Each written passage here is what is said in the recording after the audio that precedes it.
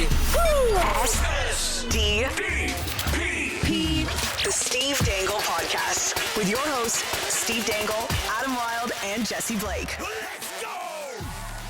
Hey guys, we're going to start the show by talking about how tired Steve is. Before Adam joined the call, was complaining about his baby waking him up. Because shocking, babies don't sleep all night. What a dick. No, I know. This was, well, yeah, now my mentions are going to be bombarded because I care about my baby. Because that's how it works. No, it's, I've been saying about Leo, how's your baby doing? How's being a new dad? I always go, you know what? He has some pretty bad days. He does not have bad nights. Last night was a very bad night. Just couldn't get to sleep, huh? He got to sleep. And that was the thing of it. He would go to sleep just long enough that you would fall asleep. And then, and I think he's going through. I read 2 audiobooks in particular for new dads, and I want to find both authors and punch them in the face, just because they didn't prepare me at all for. They tell you, oh, it's hard, it's hard, and you're not going to sleep very much. They don't tell you the reason you're not sleeping very much is because your baby is screaming for 75 minutes, and there's nothing you can do about it.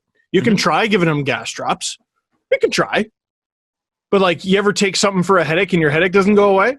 You can take gas drops and, get out all your farts. So you're literally there rocking a tiny human as they scream in your face, begging them to fart. Begging them to the point where you go, yes, when they do. And then you realize, oh, you ever have gas and then fart and it's not over because there's more farts? And that's what it is. And you want to help and you can't. And I don't know where you thought this was going to go, Jesse. Did you think this was going to be fun? No, I haven't friggin' slept. You wanted to yell, and we're giving you your platform to yell a little at your baby. If I had the energy to yell, I would. I'm getting the coffee down me. I'm trying. I'm doing my best. Jesse, I'm going to need you to boost your mic a little bit if you don't mind. A little bit? Oh, yeah. Yeah, you're a little quiet. Jesse, I'm going to need you to keep it down because people have been screaming at me for the last 24 hours, Adam. Why? Because they have to fart. Oh, well. So bad. Wow, the entire city of Boston has to fart? Oh, that. That's crazy. I can't believe that. No, every year, this year's just different because there's the playoffs going on, but every year I need an excuse to get off Twitter for a bit, and I was like, oh, thanks, everybody. Appreciate that. Appreciate you. And so now I'm gone, and obviously I'm much happier. Can you tell? So Tuukka Rask has left the bubble and gone back home. His wife is pregnant. They have 2 kids already, and he just said, "You know what? I can't do this." And it was interesting watching Don Sweeney's press conference because he said, if you had insight into this situation, which obviously Don would, you wouldn't be too surprised by this. It was something he came in, he gave it a shot, he played well, but the Bruins have. Bruins fans are very tough on the Bruins anyway. But the Bruins have played relatively well. They started a bit slow. And now, without their starting goaltender, are probably a little bit thrown off. And this is a team that was heading into the pandemic a Stanley Cup favorite. So, you can understand – I can understand disappointment. I can understand a little bit of frustration. I don't understand character assassination on this. This is a guy going home to his family. And anybody that says, well, he shouldn't have done it in the first place. Well, he tried. Imagine he just the thing is he tried to do it. And it wasn't working for him and his family. And I don't understand beyond that what there is to do. Obviously, we all want our hockey teams to win. But at the same time, this is a humanity thing. And I think that there are people that are out there, a lot more people that are out there stirring the shit than actually believing that he's evil for somehow leaving the Boston Bruins. He didn't leave them in a lurch. It sounds like there was a ton of communication between him and Boston upper management. And, I got to say, if you're a fan of Boston, you're a fan of another team, this is something you should expect to see through September, October. Remember, this is going to continue for a long, long time.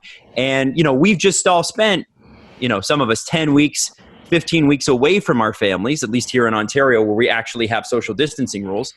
And you know how hard that was. And imagine it was like you didn't have to. Like, I don't have to do this. And I don't blame Tuukka for going, my wife's alone at home. What am I supposed to do?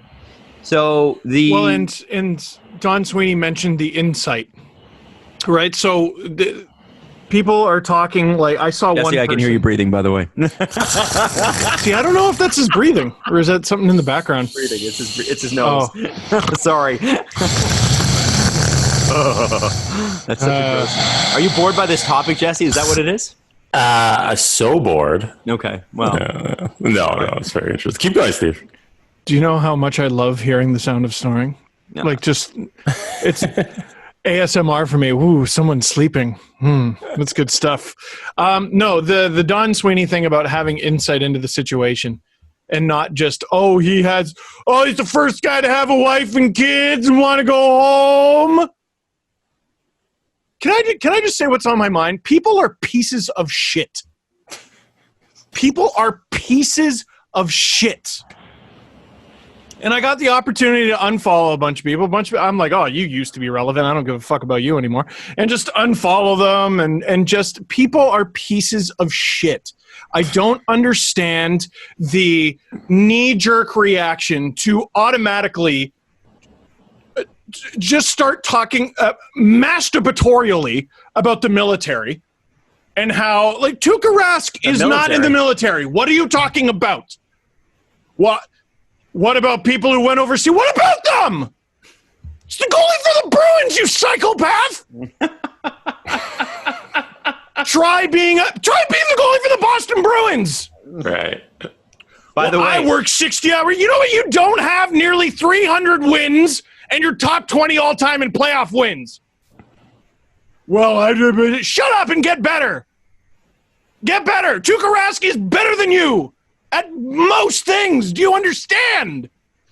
Mm-hmm. Holy shit. And you don't understand the specifics of what's going on. It says, he's got a wife and kids. You think he's the only guy with a wife and kid? Fuck you. So there's my little rant this morning. Listen, we're in the golden age of bad people. And I snapped yesterday and couldn't stand it. And I will forever hold it against Tuukka Rask that he wasn't on the beaches of Normandy. Mm-hmm. I will forever... Well, he's finished. That's not fair. I will forever hold it against him that he wasn't on skis holding back the Russians. My grandpa took shrapnel in Salerno, Italy. That was his fault, too, because if Tuukka Rask was there, he would have saved him. What the fuck? What is the matter with people? Like, also, let's talk about the fact that there's a specific day. The job of being in the military is far more important than the job of being a goaltender for a National Hockey League team. Yeah, no shit. I feel like that's actual adult Adam Wild. No shit. No, that's you can't just pack up and leave and go home if you're in the military. But that's what you chose when you signed up for the military. And you knew that. No, and also for hockey fans to do that after, like, a bunch of European players having their NHL debuts delayed because of mandatory military service, only to come to the NHL and get called soft for several decades. What is with people picking and choosing with the military? I don't understand. I don't understand. They were commies, though, Steve. So they're not real people. They're commies. People love. They jump at an opportunity to take advantage of the military. There's a couple of things going on here. What? One is, just to correct something from earlier, his wife is not pregnant. She had the baby back in April. Okay. So it's even, dude, that's even harder. That's even harder. He has a fresh baby at home. Two, Steve, you should be ashamed for being on Twitter on a Saturday morning in August when it was 32 degrees outside. How dare you? Absolutely right. How dare you? Right. Why even check your phone? Look at the sun. I don't know. Go for There's so many people. There's so many people who, Jesse, I would love to do any of those goddamn things. But there are so many people who I looked at in the months of yesteryear, and I'd see them going on these tweet threads, and I'm like, bro, go raise your kids. Like, I know you have kids. Like, why are you doing this 30-tweet rant? And then I was that guy. And I was so ready for someone to say that to me. They're sleeping next to me, actually. Finally sleeping. So I thought I'd tweet. I was so ready for people to tweet that at me. But I get it. And links, and I think that's it. You asked for questions. I'll retweet that. DMs, I'll check some DMs. That's it. I'm fucking done for a while. And then I'll be back. It's my job. And then the other thing I'll be back on the island of bad people. With stories like these, we shouldn't let the people reacting to the story make it the news story. Like, the story shouldn't be the people reacting to the story. The story should always just be Tuukka Rask and what's going on with the Boston Bruins and them losing the goalie and all that stuff. The story, the new narrative shouldn't be, people are outraged about the story, and that becomes the story. And then you're outraged about the people who are outraged. And then the whole thing is just people being outraged about the outraged people, and then we lost the entire plot. Mm-hmm. Why weren't you guys in my backyard yesterday? You could have saved me from so much bullshit. That's the wrong thing to focus on here. I agree. Like, listen. So I left. I left. I did the adult thing. I was at a party. I looked around and I said, there's a lot of people I don't recognize here, and I think that guy's got a knife. I'm going to go, and I wish you guys were there to have steered me clear, because someone said, you want another shot, and I said yes. And my friends Adam and Jesse weren't there to steer me clear. God damn it. I think what you got to remember about the way people react to things is often it's not, especially when it's a surprise, it's not well. And I think that the people that were against it, and there were some members of the media who tap danced around the fact that they didn't like it either. You're entitled to your opinion, and I'm talking specifically about Mike Milbury, who has had just a banner couple of weeks. Yeah. What he inherently said in his statement was not incorrect. So if you go back and you watch it, he said, Tuukka was here and then he wasn't. I personally wouldn't have done that to my teammates. You don't fucking know that. And you don't fucking know that, Mike. You don't fucking know that. You were never in the position. Shut up. It doesn't even really matter. I think the point is, the inference was this guy's betraying his team. Mm-hmm. And you could see, the thing is with the English language is it's not just the words, it's the tone. It's where you're leading people. And Mike Milbury, although he's like a baseball bat in terms of subtlety, he for sure had a read between the lines here thing going on there. And that's when, for me, I retweeted it. And this goes hand in hand with what he said about the games in the exhibition where he compared it to NCAA women's hockey, and as in how quiet it was. And, I think, and then we could talk about the Jack Edwards thing too a little bit later. But I think I missed a lot of that. Well, yeah, it's bad. So my frustration point is with this stuff. I understand Mike Milbury comes from a point of view. And Don Cherry came from a point of view, and I'm not calling them the same. Elliot Friedman, as much as he tries, has a point of view. It's just very subtle. Jeff Merrick would have a point of view. Pierre Maguire's got a point of view. Everybody does. But when you espouse family values and camaraderie and teammates, the thing that bothers me is that if one guy leaves to do what he feels is best for his family, then all of a sudden he's a bad teammate. And the only team that you owe anything to throughout your life is your family. That's the only team that you ultimately owe anything to. And I find it very funny that people can lose track of that. The first team in your life is your family. And these guys who claim to be big team guys, really good team guys, I'm about team and team and team, really, I'm a nice guy or whatever. When it comes to anything that breaks their view, they're not team guys anymore.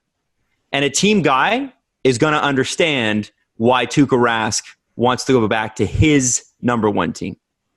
And so I find Mike's perspective out of touch anyway. I don't get the appeal. I don't understand. Like, I know the Space Needle thing was funny, but he was, I think he was being serious. Like, I really don't think he knows where he is and probably doesn't care. He's a hockey person, so he's probably fanatical about hockey. I don't care at this point how nice, how kind, how generous or whatever off camera. At a certain point, you've run your time. And I think that this is, and I hate calling out other broadcasters like this, but I got to say, I think time's up. And I don't know what audience he is supposed to represent that will move the game forward in the future. When we talk about where we want this game to go and reaching out to youth culture and that sort of thing. Mike Milbury is not going to get us there. Now, I don't know if NBC gives a shit, but I do know that the NHL has some say in some of the broadcasting decisions that are made by its partners, or at least that's what's been inferred. So obviously they don't hate having him there. And, that brings me to Jack Edwards, who, and I'm going to bring up the tweet because I think it's worth it. Now, this is an incident that happened in the game. Before you get to Jack, Adam, can Yeah. I say one thing about Mike there? Yeah. He did say one thing in that little clip that I saw before I lost my mind and stopped going on Twitter, about, there's a section of Boston Bruins fans who already don't like him. And this isn't going to help. Now, I don't want to. Oh, yeah. I don't want to. I forgot that part.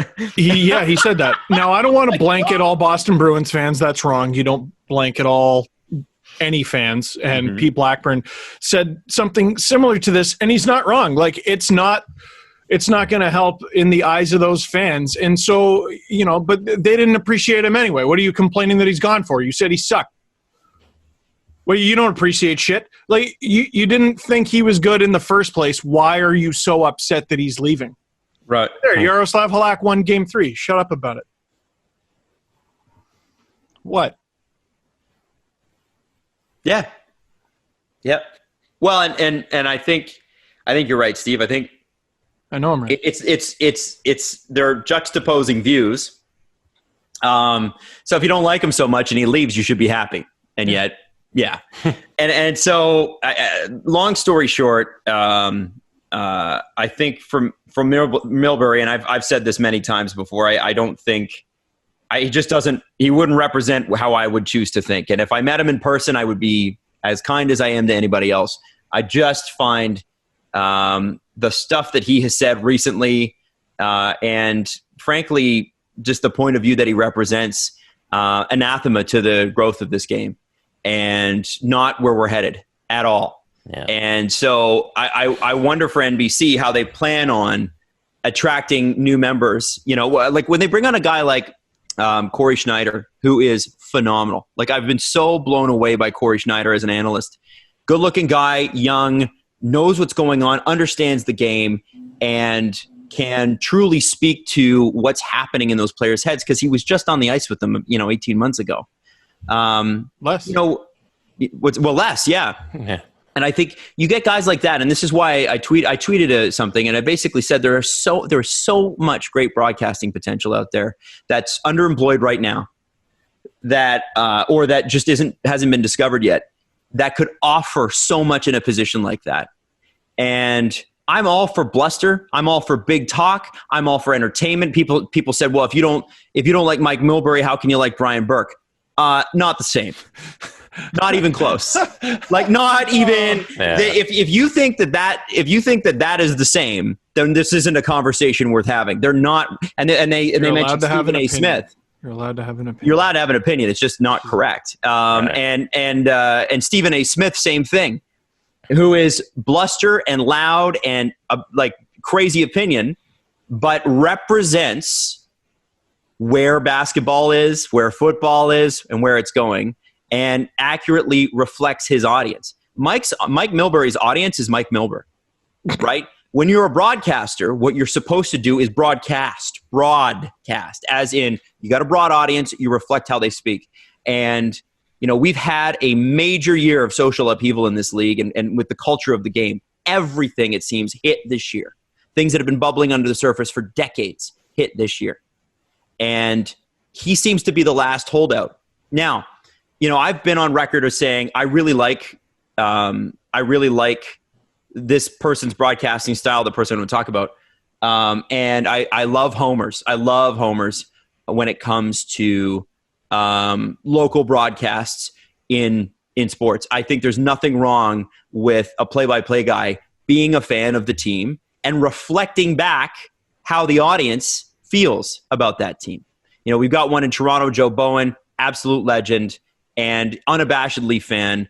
And people get upset on the national broadcast when they don't have a guy like Joe Bowen on. Well, frankly, on a national broadcast, you can't. It's got to be neutral. If it's a and a lot of Leaf broadcasts are national because they're big games and they rate highly. So oftentimes you just can't have a Joe Bowen on something like that. Now, Jack Edwards is infamous for some of the things he said. Infamous. But rarely, I mean, he tweets crazy shit, but rarely do you get something like this. So I'm going to read this out to you. This is from his Twitter account. What NBC hasn't shown yet regarding the unfortunate injury to Svechnikov, the Carolina wing playing hobby horse riding Chara on the back apron of the goal. You poke the bear, you take your chances. No one wanted to see Svechnikov hurt, but he bit off more than he could chew. And this is it's one of those things where, you know, if you saw the Svechnikov play, first off, Jack Edwards has it wrong. It's a completely different player that was riding on Chara. Second, when Jeff O'Neill, who is also big on bluster and entertainment value, and I think Jeff O'Neill is a phenomenal broadcaster. Love Jeff him. O'Neill Love is amazing. Works for the competitor, and I love him. Yeah, when he writes to Jack Edwards and said, "You're a moron," and Evander Kane, Did he? yeah, it's got 6,000 likes. When Evander Kane retweets with comment and calls Jack Edwards out, and of course Jack's going to leave it up because it's great press for Jack.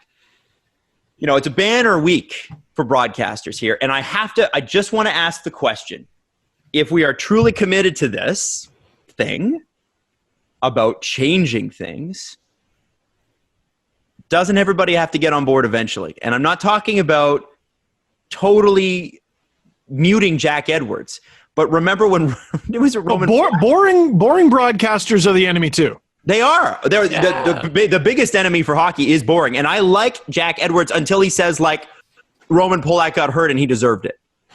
You know what I mean? Remember that call? Which is not far off from what he said. Oh, yeah. Like, I mean, it was, I'm paraphrasing, but it was essentially that. There's a line.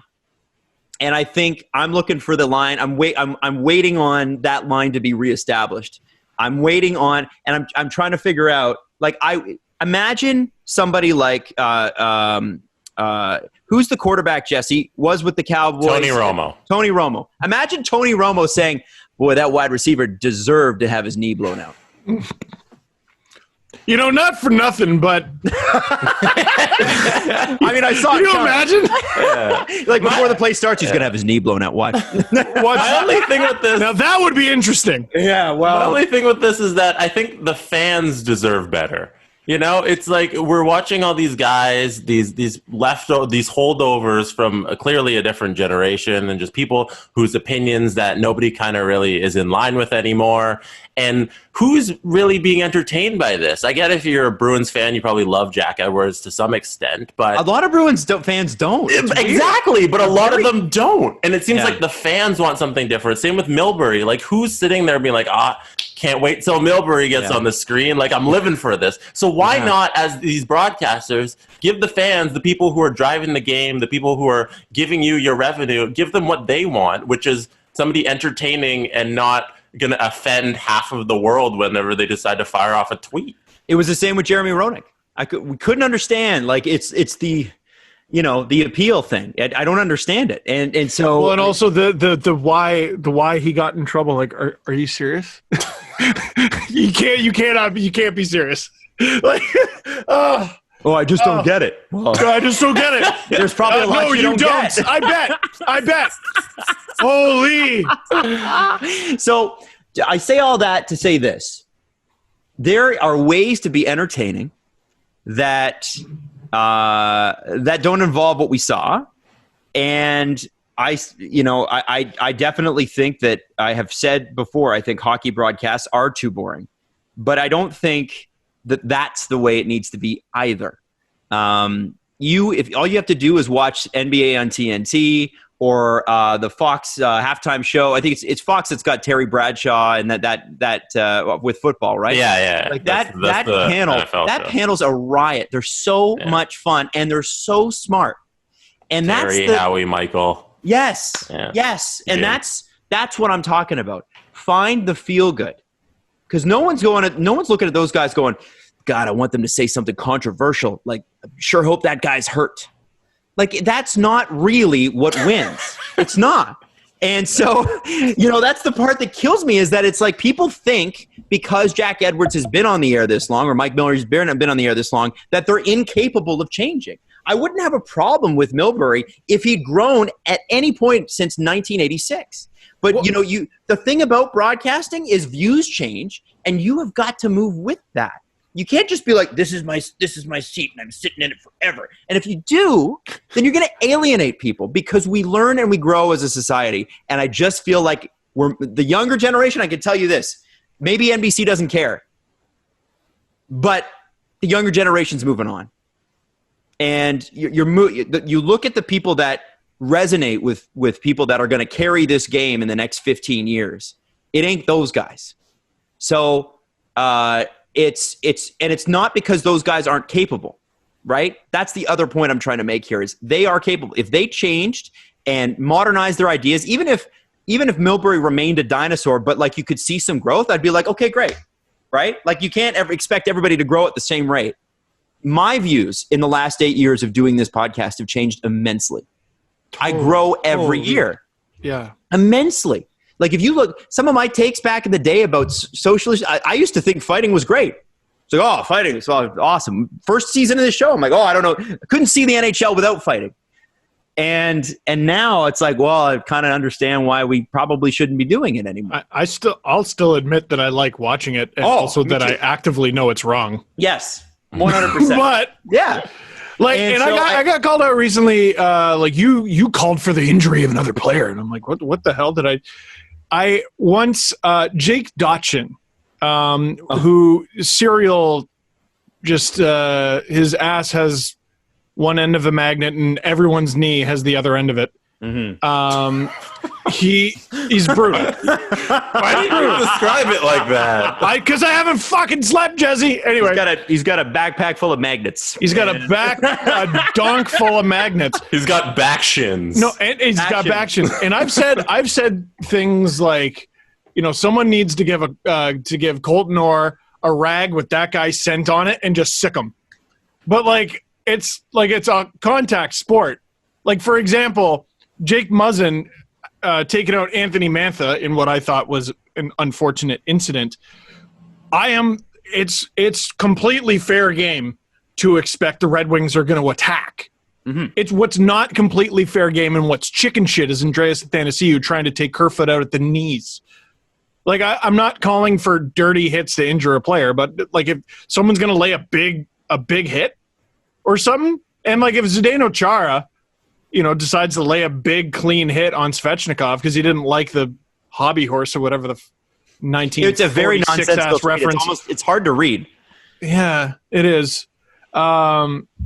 It's no one saying no one should ever get hurt, and everyone should just be happy. People are all going to the get hurt. time. People are going to get hurt. It is a rough sport, and will remain so.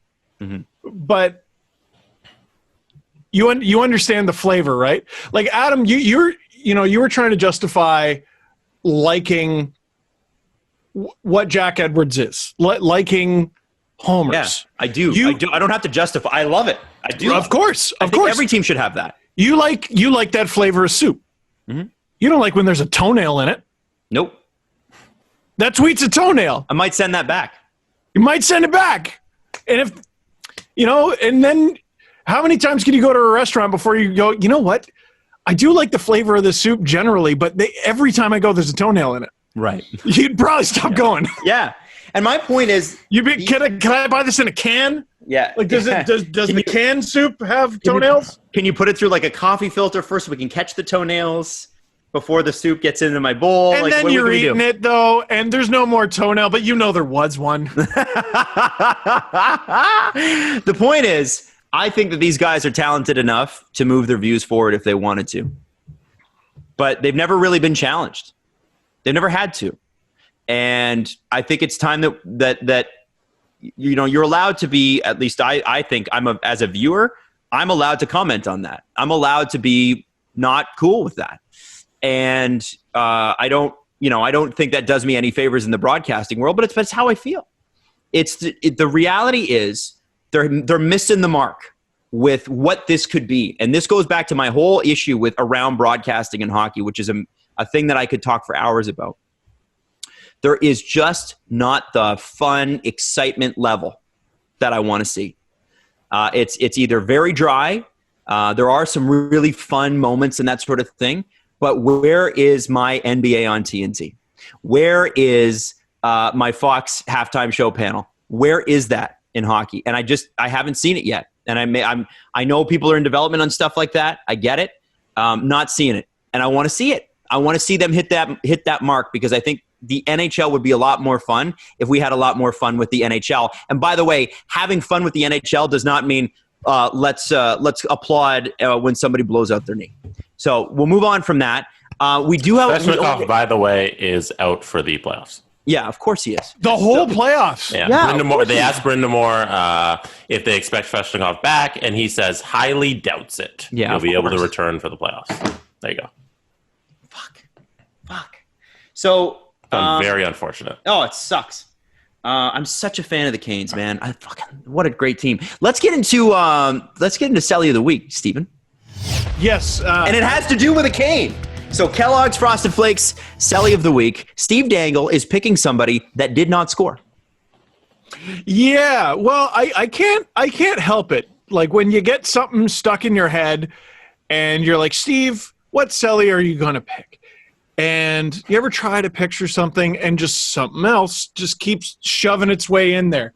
And every time I tried to think of a great Selly from this past week, all I heard inside of my soul was, Mr. Svechnikov! That's all I heard every single time. The Jordan Martinook video that was going around of every game before the game begins, and it's infectious. I know it's coming every time, but I laugh at it like I'm a toddler. He's just staring off into the distance, but you see his teammates are starting to look, and you're just like, where's Svechnikov? Oh, there he is. Mr. Svechnikov! I love it. So can you explain that video for anybody that hasn't seen it, though? Context it a little bit. Sorry. I assume everyone's seen it, but Jordan Martinook, assistant captain or alternate captain, depends who you ask, of the Carolina Hurricanes, before every game, you know the Washington Capitals are weirdos, and they when they line up in the hall to go out for warm-up, they're tapping each other in the cup. They love it. They've done it for years. They just whack each other in the cup. They just do cup checks all the time. It's the strangest thing. It's more strange, I would argue, than what Jordan Martinook does, which is in the hall, he just stands there real quietly. Waits till he's standing right next to Mr. Svechnikov! We'll have to send this out so you can check it out. It's pretty good. You must have all seen it. It was going around. It was the number one thing. How did you guys follow the last couple of days of playoffs and not see that video? I don't think again, we're not deep in the internet on Saturday mornings when it's 32 degrees outside. Oh, that's right. So that's probably how we missed it. Right. Adam would have seen it if it was Napoleon!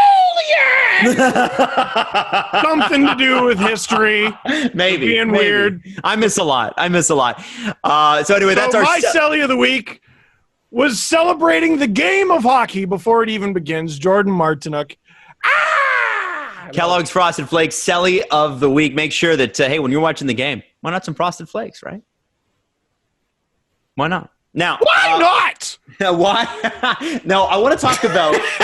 Hey, that's a different thing. Don't do that. Get that out of here.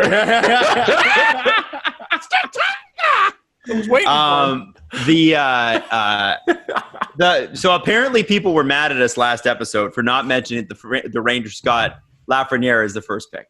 Or got the first pick that they'll select Lafreniere with. If it was the Leafs, you guys would have talked the whole episode about it. Well, probably, Jesse, probably. Watch your tone. Watch your But tone. also, like, I don't know. Okay, so here's the thing. The way I look at this show when I'm prepping this show is what can we talk about? So It's a good strategy. So what can we actually talk about? Because the show is not a news show. The show is a chatting about stuff show. And so when I look at something like that, I go, okay, yeah, everybody knows that. Rangers got Lafreniere as a first pick. Already, everybody knows that. Going to be really great for their rebuild. Everybody kind of knows that. And that's it. That's it. That's it. Like, the thing is that we've talked about the Rangers at length and what a great job Jeff Gorton and his team have done. And, having Panarin in there, what are they going to do with the goalie situation? Look, we've talked at length about the Rangers. All this does is make them better. But did you need us to say that? I guess you want to hear it. I will say this because I saw some people like comparing rebuilds and the Rangers rebuild is luck. And I'm like, what? I don't think so. And they said it was luck because they won this lottery. Mm-hmm. And they got the second overall pick last year, translating into Capo Caco. The New York Rangers rebuild has been good long before they won this draft lottery, mm-hmm. which, by the way, they have not used that pick yet. They have not drafted anybody with it. Therefore, they have seen no benefit from it on or off the ice. And Capo Caco this season, 66 games, 10 goals, 13 assists, 23 points. Yeah, I picked him up in my fantasy pool. Everybody was like, oh, he's going to be great. He was okay. He's going to be great. But he was whatever this season. Like, the New York Rangers did not succeed this season because Capo Caco had 23 points and they won the draft lottery and got a player who they haven't even picked yet. Are you sure? No, I'll have to go back and check. I'll have to go back and check. But you see, we're not talking about Lafreniere right now. We're not even talking about the first overall pick. We're talking about the Rangers rebuild. There's no story. It's just good. Congratulations, Rangers fans. Like, there's nowhere to go with it. So that's why I didn't bring it up. Maybe that might have been an oversight. Maybe we just, yay, happy for you, happy for him. What a great. Like, Nick, go back and listen to the Nick Kiprios interview that we did years ago when he talks about playing for the Rangers and how amazing it is to be in New York as a Ranger. Like, sounds pretty great. Cool. Lafreniere is laughing. He's Lafreniere. How great would it have been if he was a Leaf? Lafreniere. People would have been butchering it. Knee slapping. Mm-hmm. Knee slapping at him. Yep. Like that knee slapper? Yep. This is good, man. What? Great. Hi, great. I'm down. Going off the deep end for Steve.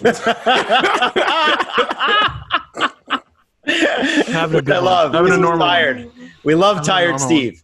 Now, no one does. Just bringing up the playoffs picture. Okay. Don't make me. Now, Don't make me start bragging. About what? Oh, about your picks? Okay, Jesse. What do you want to brag about, Jesse? I just want to say a team that you guys had no faith in and that I believed would take down the 2018 Stanley Cup champions is doing the thing right now. The Islanders are up 3-0 on the Washington Capitals. It's How dare you not have did they win today? They won again. They won today. What did Barry Trotz ask for, and why didn't the Caps give it to him? I know. Well, check this stat out. Are you ready for this? Mm-hmm. According to Peter Hassett, during 5-on-5 play, John Carlson has been on the ice for 6 Isles goals and 0 Caps goals. Ooh, and then he finished that. If he wins the Norris, we need to abolish the Norris. Now, that's not fair because how dare you? Frankly, it's what happened in the regular season. Right? It's the regular season. There was 5 months in between that. Yeah. Like, however, not good, Batman. And I wonder what this means. I know Braden Holtby had a good game, but has he had a great series? And I do really wonder, like, he's going to get paid big time this summer. It won't be by the Caps, No. Very, very interesting to see what happens here, because if he doesn't steal a couple wins in this series, it conceivably is going to cost him a couple $1 million. Like if you look at the cap being flat for the next 3 years and committing that kind of money to a goaltender, yes, he won a Stanley Cup, so that's inarguable. But it's sort of, what have you done for me lately? And if when you're a player going into free agency in an environment like this, the pressures of just the world economy right now are pressing down on you. Yeah. And the only thing that is going to differentiate you is winning. He's got to win a couple playoff games in this series, because I don't know about that $8 million number if he doesn't. Is anyone going to get paid big? We keep going, oh, this guy's going to get it. Is Taylor Hall anyone going to – Taylor – no. No. Alex Pietrangelo going to get it? No. And this is what – some people were creatively going – sorry? You don't think Pietrangelo going to get it? I don't. I mean, you don't think he can might get it? Get it? Yeah.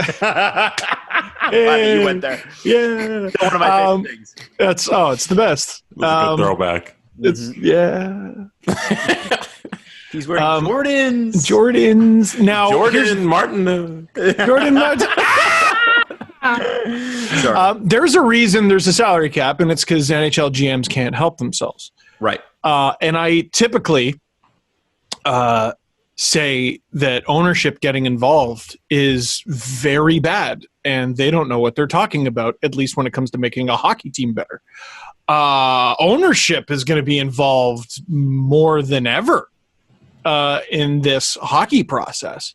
Did you hear the Pittsburgh news to that point, Steve? That they're not going to be a cap team? They're not. The Pittsburgh Penguins are not going to spend to the cap. And whose choice was that? You think Jim Rutherford is like, we're going to go cheap? You think any GM's like, we're going cheap? I have a question about the Capitals moving forward. Sure. That I think is interesting. They go at the beginning of every sentence. Continue. Look at this guy. It's wow, Adam. That's dad seniority right there. I gotta catch up. Braden Holtby has a bad game 4. Mm-hmm. Doesn't get re-signed by the Caps. Gone. Mm-hmm. Goes somewhere else. He's not going to get re-signed anyway, but okay. Probably not going to get re-signed. Whatever. Leaves. Caps miss the playoffs next year. You take a look at your roster. You say, Alexander Ovechkin is a UFA. Wow. Does he play for a different team? Starting in the 2021-2022 season. I don't think so. I don't think so. Are you gonna pay out if your team needs a rebuild? You're the Washington Capitals GM right now. The Capitals need a rebuild. You have a terrible 2020-2021 season. How many goals does Ovi get? Does he produce like Ovi? A casual 35. Okay, then you absolutely re-sign him. You re-sign him for $12 million? He is the best player in Capitals history. I don't care if it stops them from winning the Cup for the next 5 to 7 years. You keep Alexander Ovechkin because he did win you a Cup, and because you would have a mutiny. Washington Capitals. If you let Alexander Ovechkin walk, you're nuts. You want to rebuild? Do you want the Capitals to go back to the late 80s era with nobody? The Rod Langway years of the Washington Capitals. Adam, the what? The what? Era. The era. Oh, thank you. You got to get it out. My point here, Jesse, and I know what you're doing, and it's great. Absolutely fucking not. Absolutely fucking not.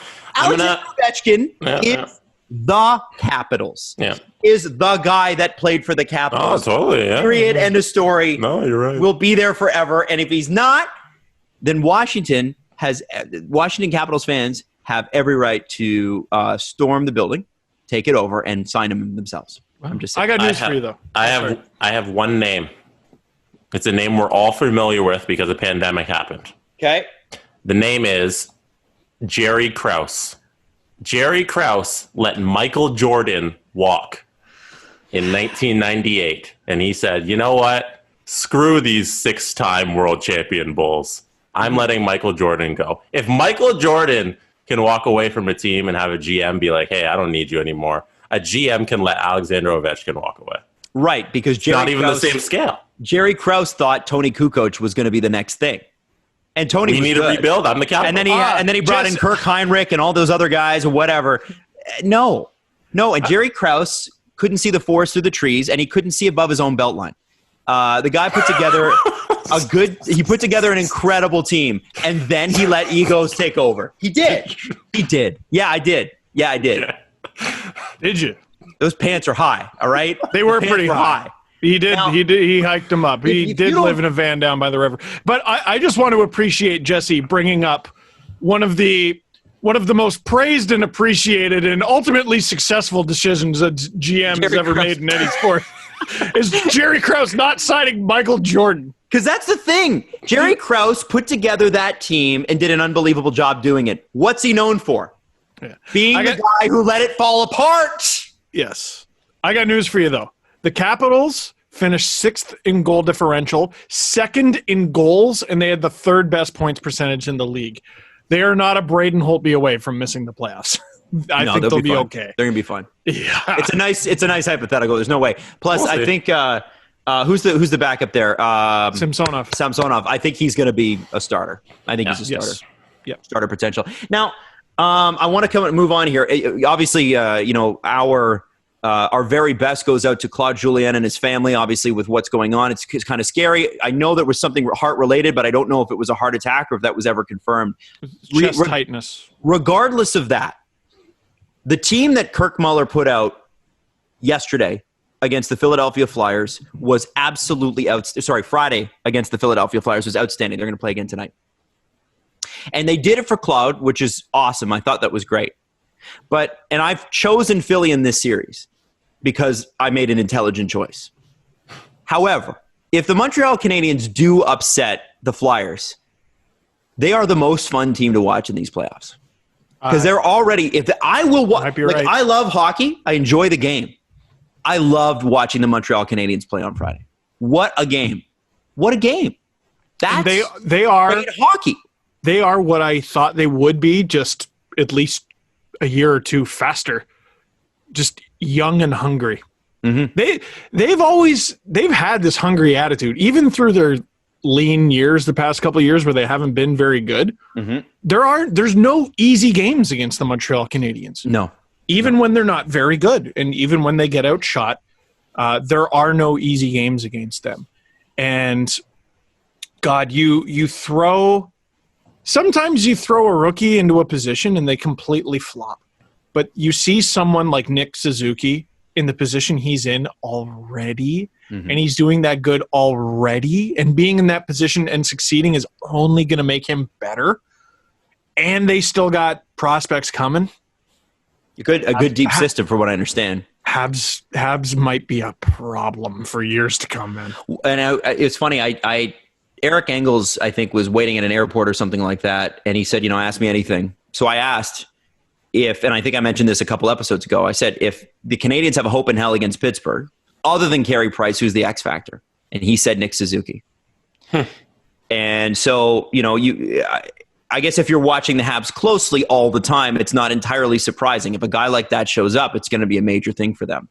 But isn't it funny that, when the Penguins were unaware of who was on the Canadiens' first line, and now they're tied with the Flyers, who absolutely ran the show in the qualifier and had an incredible season. Pretty amazing thus far. And if this is where it ends, if that's the last win they have, then wow, what a run. Even so, they're 24th out of 24, aren't they? Or 23 out of 24? Yeah. I don't know who was worse, the Hawks or the Canadiens, but both teams still in it. Canadiens. My Caps stats were for the East, not the entire league. But I'm looking at this right now for a reason. So Alain Vigneault was complaining that the Montreal Canadiens had their number one power play out at the end of the game. And Kirk Muller nailed it. He absolutely nailed it. It's the playoffs. Yeah. What are you complaining that the 24th ranked Montreal Canadiens bullied your 6th ranked Philadelphia Flyers, your team that battled for the number 1 seed, that won game 1? That is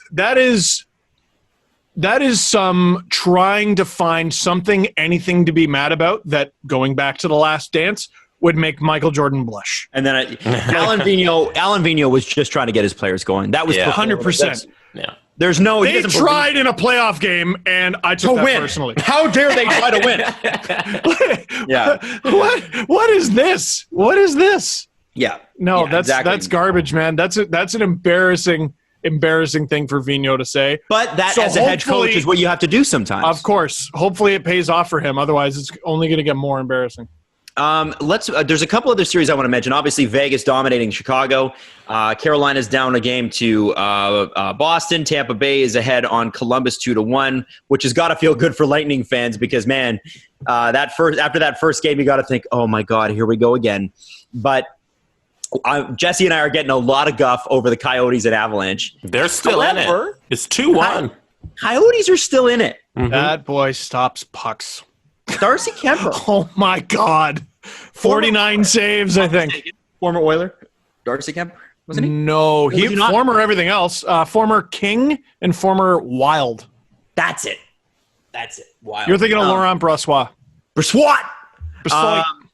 The Calgary Dallas series has been interesting. Calgary's up 2-1. It's good to see that happening for them. That's great. And Dallas has got to play Calgary tighter, right? That's the game that they play. They win 2-1 games, and so that's obvious. The series I really want to highlight in the West that no one ever thought would be here. Vancouver is up 2-0 on the defending Stanley Cup champions in the first round. I thought it'd be tight. I didn't think it'd be like this. Wow. Now, if you haven't been paying attention to this series, it's been just phenomenal. Vancouver pretty much dominated the first game. And, it was a little closer. It was, a 5-2 win and then a 4-3 win. But the story here is obviously Jake Markstrom. And what an incredible goalie. That's a guy, it's so funny with goaltending because that's a guy that in like NHL 2009, I would draft because his potential was 95.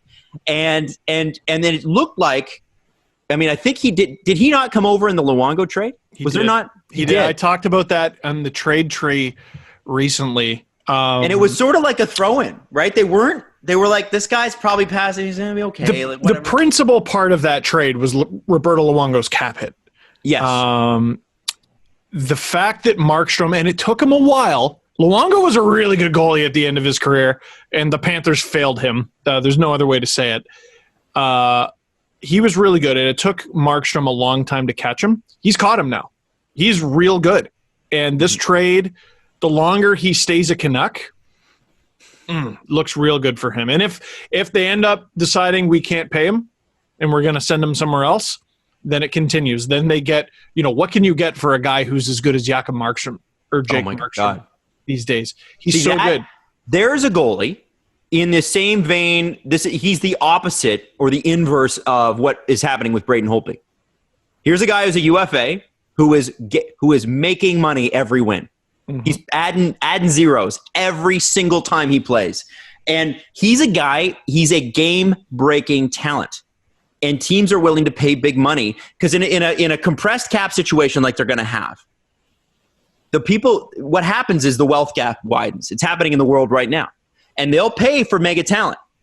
They will pay for mega talent, but everybody else is going to get squeezed. A guy like Markstrom is going to get big money.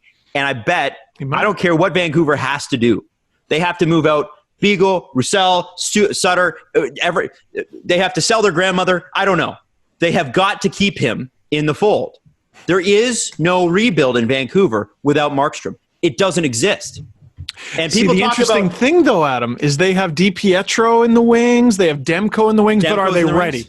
And here's Demko's not really in the wings. He's there. And he is very good. Demko's very, very good. But when you have a sure thing, Markstrom. When you have a sure thing in net, it's a sure thing. This guy's a sure thing. You can trade Demko. You don't want to, and don't. You shouldn't. You can expend other assets if that's a position of strength for you. This guy's a sure thing. In a goaltending situation, he's been amazing for the last 3 years. There's a history there. He's still, I think, 27, 28 years old. He's in his prime. He's in his prime. So you get him on a 5-year deal, hopefully. And this is a guy, and you pay him a lot of money. This is the kind of guy you hang on to. This is the kind of guy that you spend big bucks on, not your $3 or $4 million fourth line center. And I think I'm going to say something that might change it a little bit. Oh, I'm ready. Jacob Markstrom is 30. Okay. Does that 5 change? still only takes you to 35. Right. Does that change your opinions? No? Well, not really, because of how he's performed. I don't think so. He's a late bloomer. I don't think he's had the hard miles. Like, he's started a lot of games for the Canucks. I don't think he's had the hard miles that most 30-year-old goaltenders would have at the NHL level. He has had some injuries, or a couple injuries here and there, but none of them have seemed too severe, if memory serves, which for me rarely it does. But the reality of it is, you know, people are talking about the Vancouver rebuild and how it's a model, and I don't blame them. I don't blame them. But that rebuild does not look half as good without Markstrom, and you could argue is the beginning of the rebuild. That Luongo trade was the start of things, and maybe even the Corey Schneider trade for Bo Horvat. Maybe that was the start. And in that case, it's been a very long rebuild. Well, so this is the thing, man. So Quinn Hughes is getting a lot of attention, and he should be. Rightly so. He's putting up numbers we haven't Amazing. seen since Ray Bork, which is insane in the playoffs. Elias Pettersson is just really fun to watch. But because of the young star power on the Canucks and their rebuild and everything, a guy who's been there for quite a while now, we all knew was good. We'd all say, without hesitation, he's good. I didn't know he was this good, Bo Horvat. That friggin' goal he scored the other day, I wouldn't be able to captain. I wouldn't be able to sleep if I was on the Blues. I wouldn't be able to sleep. And Jordan Binnington's had a tough series. We can talk about that too. But Bo Horvat, I knew was good. I didn't know he was this good. Mm-hmm. And let me give you a number. 0-4-1 versus 5-1. That's the Blues versus the Canucks since they arrived in the bubble. The Blues haven't won a regulation game? According to NHL.com, they have not. Wow. I thought they won at least one. Yeah. They lost that one to Colorado in the final second. Yeah. So, I mean, if you want, you could finagle it to 3-2, count that as like an overtime loss. Or no, you can't. The Canucks, but forget the fact that the Blues are slumping. The Canucks are 5-1. It's amazing. They're a problem. I feel like it might speak to the fact that they're high-end guys or young guys, and your body, you can, when you're younger, bring your body up to par where it should be much faster. And I wonder if that has something to do with it. And having a top flight forward is great. Like Pettersson, we talked about. Having an elite defenseman, just to have a guy just pop into your lineup. Just show up one day. Hi there. Like Quinn Hughes has. Hi there. Unbelievable. They're a completely different team to watch. What must that be like? I wonder. I see the Canucks from an on-ice and fan base standpoint are, I think, the team I'm most fascinated with these days. Because a lot of Canucks fans are still upset about their previous offseason and the JT Miller trade and everything. And JT Miller's been unbelievable. And at some point, I think you need to let go and stop calling this luck. I really do. This is for real. But a lot of people will not admit it.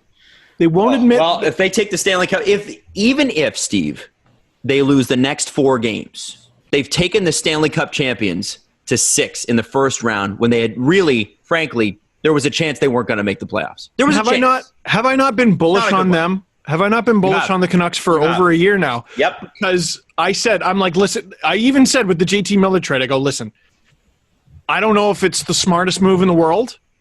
I don't know. I didn't like that trade when I saw it, but I was wrong. They gave up a lot.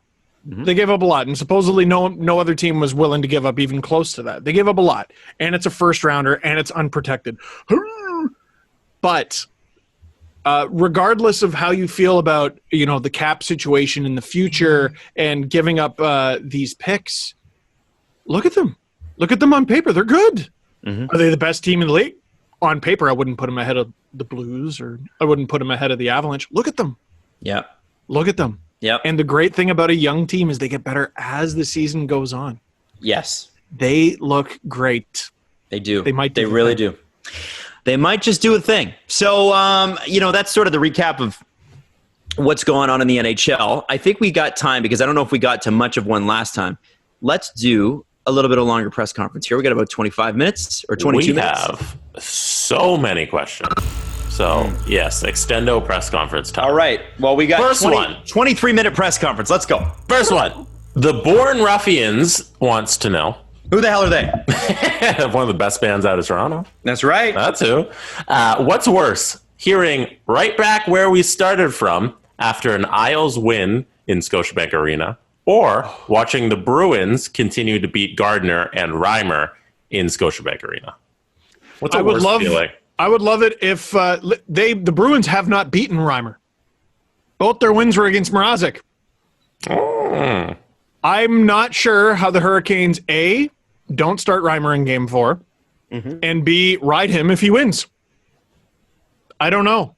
I'm going to say, watching the Bruins win in Scotiabank Arena sucks. I'm a little sick of that.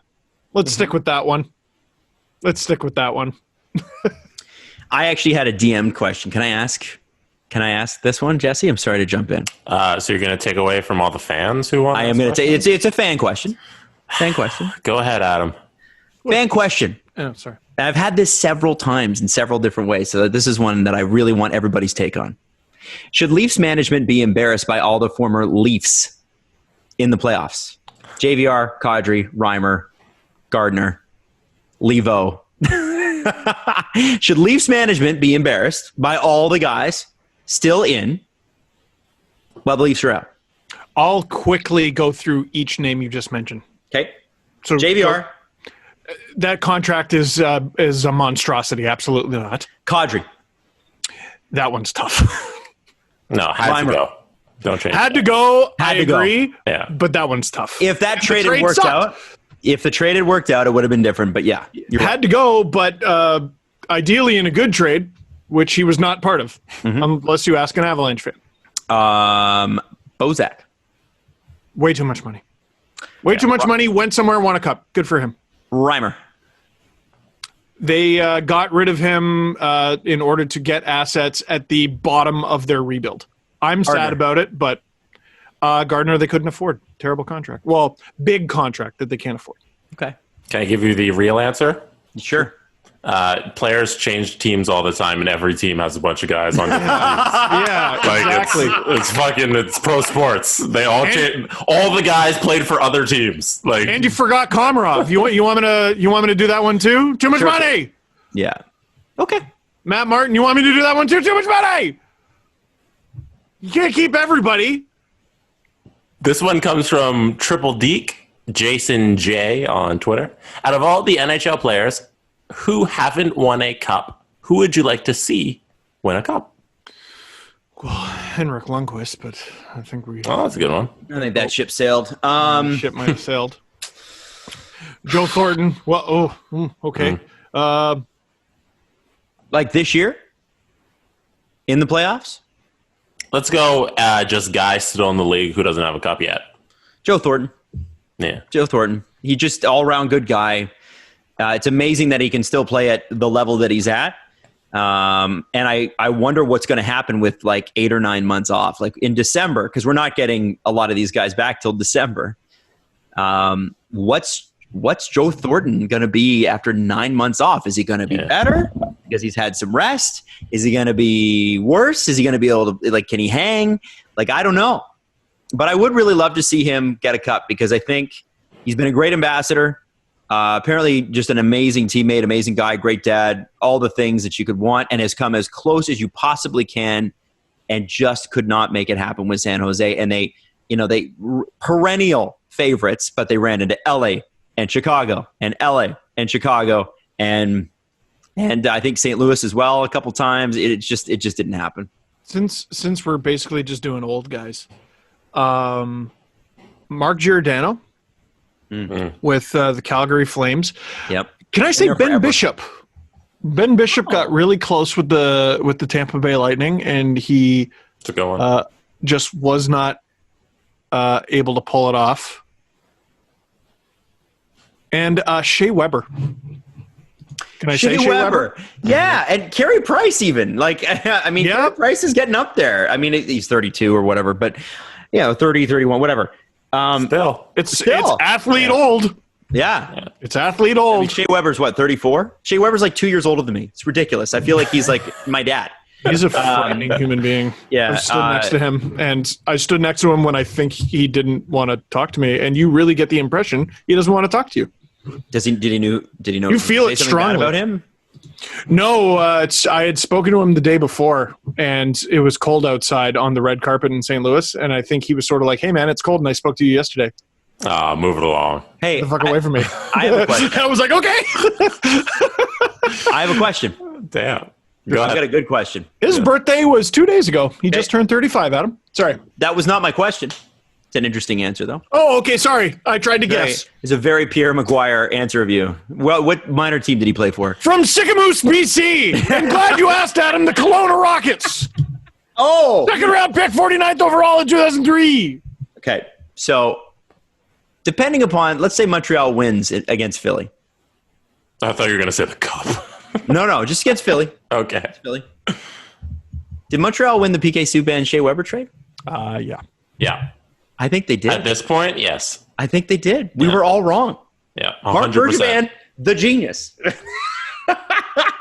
Now, it didn't pay off right away, but now let's say PK could come back and be PK again next year. We don't know.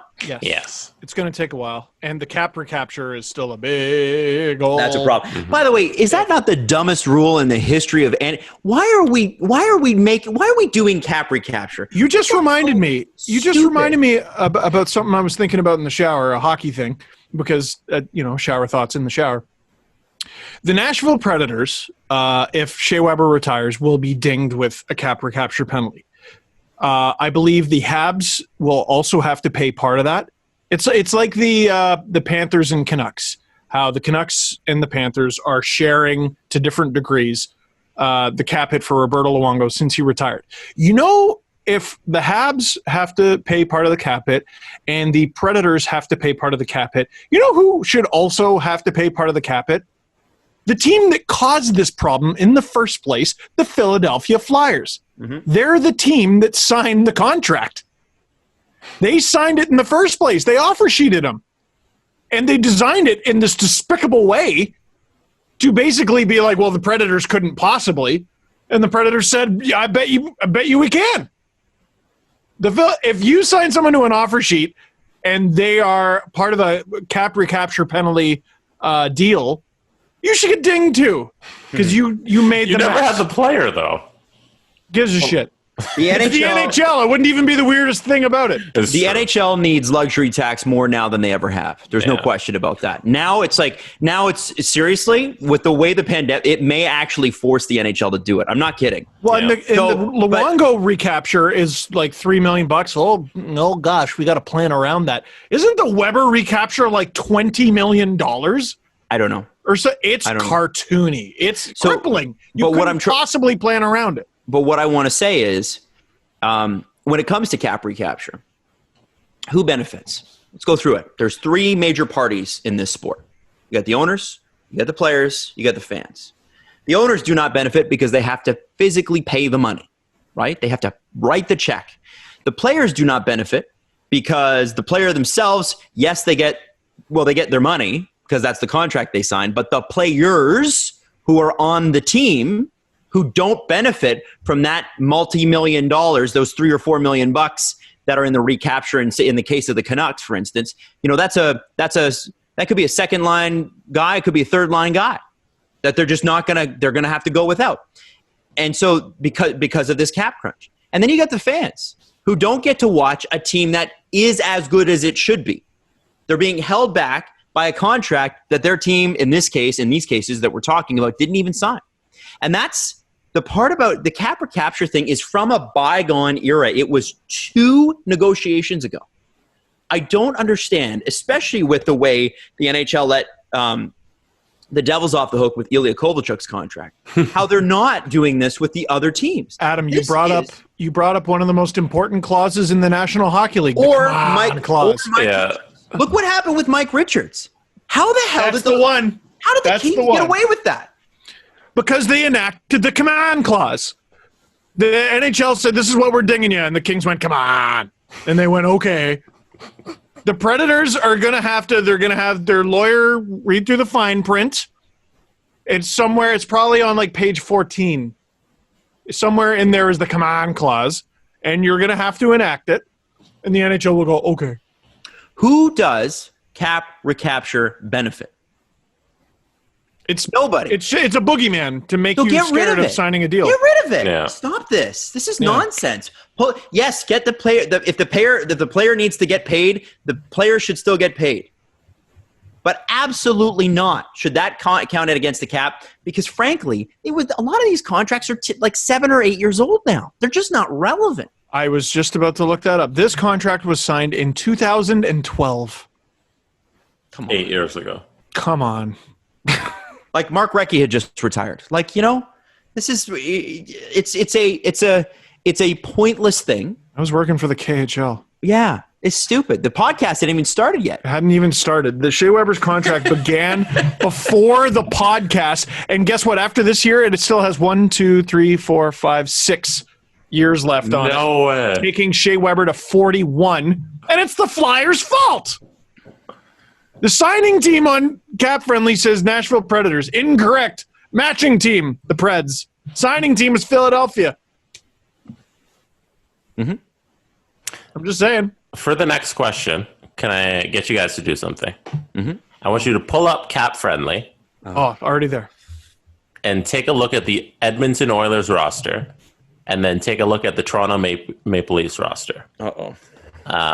Brendan Wadlow on Twitter wants you guys to make up a potential trade between the Edmonton Oilers and Toronto Maple Leafs, because Elliot Friedman keeps mentioning those two teams as potential trade partners. And they've been mentioned for years together as good fits for each other, even as far as Tyler Ennis and Connor Brown. And, obviously Tyler Ennis actually ended up there. Mm-hmm. We didn't really talk about it, but Luke Fox even floated the idea that Freddie Anderson is going into his last year. Do they keep going? What about Jack Campbell? We'll see. Freddie's not re-signing in Toronto, guys. It's just not going to happen. No. So this is the last year of Freddie Anderson, for better or for worse. But as far as a trade between the Leafs and the Oilers, I think the thing that instantly people go to is Adam Larson. And the reason why you shouldn't is the Adam Larson-Taylor Hall trade occurred 4 years ago. Adam Larson is not the Adam Larson who was traded to the Oilers. In fact, he's not the Adam Larson that the Oilers thought they were getting. Hard miles. And Hard so it's nothing against them. No, 100% not. No. If I am Kyle Dubas, you're looking at one of their defensemen who's not named Chris Russell. It's never going to happen, but I would love me some Ethan Bear. Oh yeah, me too. But it's never going to happen. Never.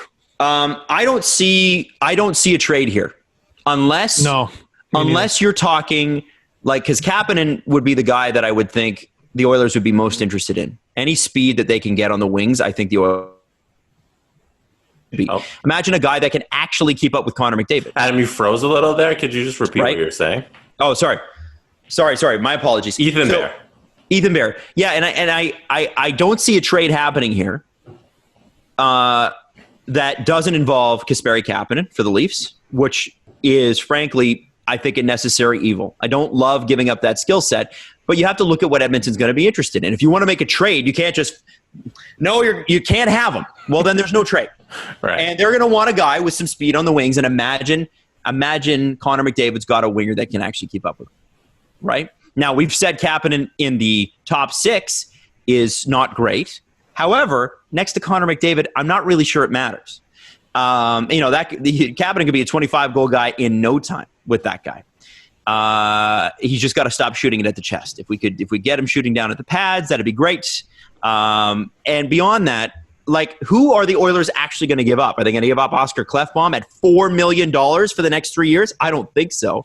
Adam Larsson's on his last year of his deal, but he's 27 years old. He's slower. There's harder miles. I don't see a Kapanen and Larsson trade for trade. Chris Russell is just not ever going to be on Kyle Dubas's radar. Then you've got Darnell Nurse at $5.6 million, who'd be the guy I would be most interested in. Mm-hmm. But he's a left-handed shot defenseman. Yeah. So that's problem one. Problem two is the Oilers would be like, no. So I don't see, and maybe I would love Elliott to expound on what he thinks. Because I'd love to know, because I know Caleb Jones and Ethan Bear and stuff, they're looking really, really good. So there is potential for the Oilers to deal from a strength here. But the only two guys I can see them wanting to give up are Chris Russell and Adam Larsson. And I don't see those being guys, like, unless you can get Adam Larsson for, I mean, you're going to have to trade salary back. You're going to have to match salary somehow. If you're talking about two teams that don't have good defense trying to help each other out. Already. So that's why I don't know if it makes a lot of sense. I don't see what Elliott sees. And that's not rare. Elliott often sees far further and far more than I do. Right. No, they've spoken. He's mentioning something, so there's got to be a there. You know? There is. Smoke. There's smoke. There is. There's lots of smoke. Last question. Last question comes from Nick Reinhold. Nick Reinhold wants to know, at any point during your interview, Steve, did you want to ask PK if he wanted to play for the Leafs? What's he going to say? Yeah, I don't like asking questions that I know people can't answer. I mean, it might have been interesting to watch him squirm and dance around, but I'm a guest on his show, really. And, like, I got that clip on my channel basically as payment. Like, hey, if you come on this channel, we'll give you the... Okay, so fine. On your channel, there's a clip from the show? No. So I was on PK Subban's podcast for... however long, I don't remember, like 15 minutes. Mm-hmm. You can watch the whole thing. It's part of a podcast. I was the other guest with Jerry Bruckheimer. Wow. Ridiculous. What? The people he's had on the podcast so far as I know, are Gary Bettman, Jerry Bruckheimer, and me.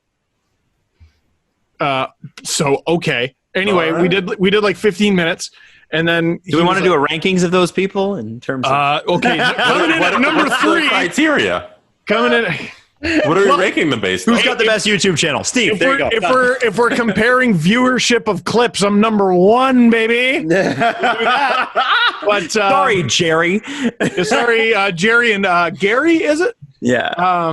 But no, and then we did a completely separate 10 minutes from my channel, where I asked him. Oh wow! I asked him that question about, like, what is it about the Leafs and collapses, basically. Mm-hmm. I will say this: he answered it like a guy who wants to play for the Leafs one day. He's a Canadiens fan, though. Not anymore. Yeah, his buddy JT plays for him, though. Yeah. Let me throw this at you too. That PK Subban podcast is really good, and it's a little unfair that he's this good at broadcasting. I'm not gonna lie. Like, I've worked for years to be mediocre, and this guy is really good. Like, really, really good. It sucks that he's elite at something and then comes in, like, just tries something, talks about The Rock, but on a first name basis, calls him Dwayne, and then, like, he does, and then he does the podcast, and he's really good at it. It's annoying. He's already got like 70,000 subscribers. I'm like, cool. That took me like 10 years. A decade. Like, it took me freaking forever. Good. Hey, it took him a decade. PK, I'm happy. It took him a decade too, playing in the NHL. Yeah. It took him a decade to what? To gain the kind of following that you would need to get 70,000 followers in a week. Yeah. So it took him a decade as well. There's lots of different paths. Okay. You can do what I did, or you can do you simply just be elite. Yeah, why don't you simply be elite at hockey? Why not? I mean, elite. He's a second-round pick. Jesus. Do you want to go back on that show? Right. You were on his second-round pick. Wow. Okay, wow. I literally, that's my friend, Peak. That's what I call him, Peak. Peaksy. Everyone else calls him The Rock. I call him Peak. Hanging out right there. Well, you know what? We're going to be back Wednesday. make sure that you nominate your Sellies of the week. Tag Frosted Flakes Canada. Tag us. Make sure everybody's included. We're going to go back into the archives for our Frosted Flakes Selly of the week. Great Sellies from history. Steve's going to dig something up. And until then, good luck to your team, your favorite team. Unless you're like us and our favorite team is out, then good luck to you in life. Oh, gosh.